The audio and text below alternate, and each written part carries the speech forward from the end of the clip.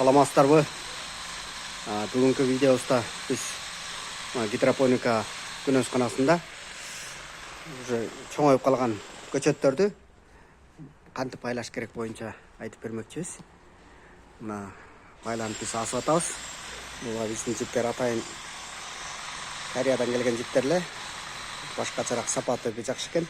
Бирок мунун ордуна жанагы пресстин ак жибин деле колдонсо болот. Анан асышты кантип кылып атабыз. Биринчи кезекте күнөскананы салганда биз мындай тростторду калтырганбыз. Экөөнү калтырганбыз да. Себеби дегенде экөөнү калтырганыбыздын себеби мындай кийин бергенде баягы эки жака байлай турганда алып эки жака кеткенде кылып күн көбүрөөк тийиш үчүн да. Анан негизи бул гидропониканын астында мындай нерселер бар. Мындай төшөгү да мындай айтканда. Бул эмне үчүн кызмат кылат дегенде кийин мисалы күчтүү гидропоника күнөсканаларында 30 метрге чейин өсөт деп атышат да. Бирок 20 метрден кийин токтотушат экен. Негизи 30 метрге чейин өстүрсө болот. 30 метрге өскөндө мисалы күнөскананын ичи 3 метр болсо батпай калат да узундугу. Ошондо тамырын акырын алып туруп жалбырага жолунган тамырын мына бул эмеге мындайынан жаткызып кете берет да, жаткызып тиягын тияка жаткызып бул жак чекесине. Ошон үчүн бул арналганда, анан бул жакта да темир бар, аны пока азырынча кое элебиз. Жолдо болбосун деп. Анан кантип байланат? Ана төбөсүн көрүп атасыздар. Бул даана жетер экен, азыр мен байлаганын, илгенин толук көрсөтүп берейин. Илиш үчүн атайын мындай темир бар да. Ушундай темир.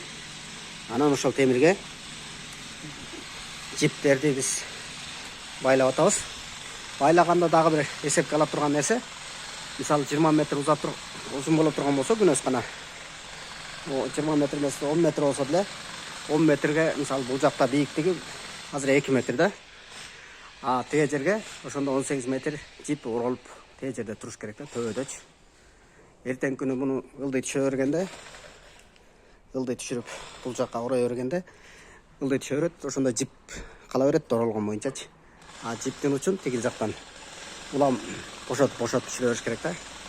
Эми кантип байлаш керек боюнча, анан кантип асыш керек боюнча көрсөтүп берелик. Мына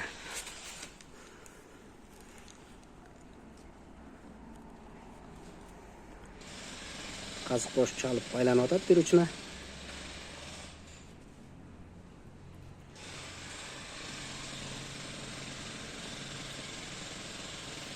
Мунун себеби чүп кетпеш керек да.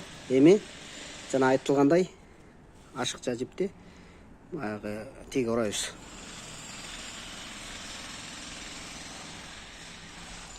Бизде негизинен сортубуз кыска сорт 3-4 метрлик. Ошон үчүн биз 2 метрин ороп коюп атабыз. 2 метрин салаңдатып коюп атабыз. Эми муну илебиз.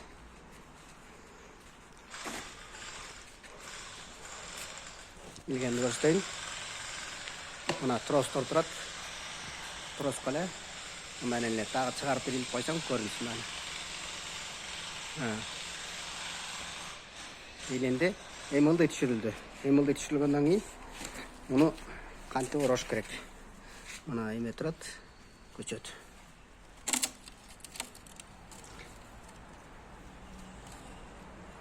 Акырын ороп туруп, түбүн бошлоп койдук.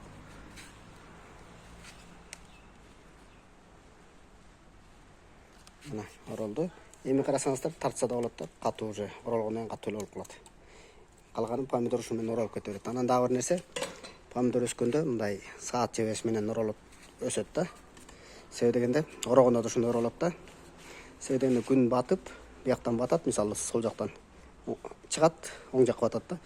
Ошого карата мындай оролгондо ошондой кылып ылайыктадык да. Анан үстүн баягы каршы терс кылып койдук.